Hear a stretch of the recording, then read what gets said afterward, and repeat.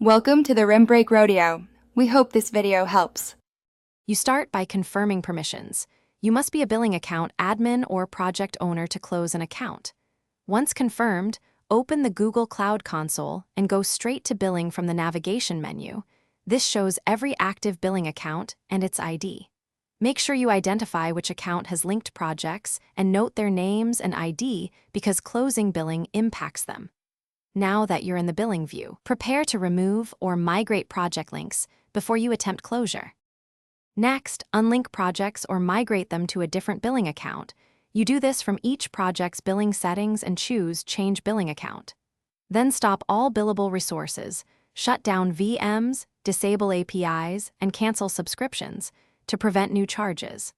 Also export billing data and confirm any pending invoices.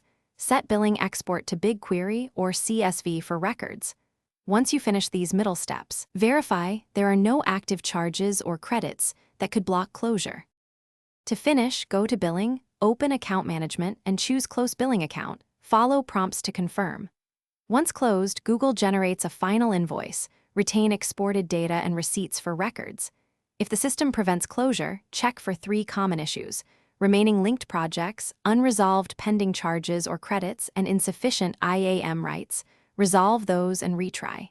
If problems persist, contact Google Cloud Support with your billing account ID and final invoice status. Thanks for watching.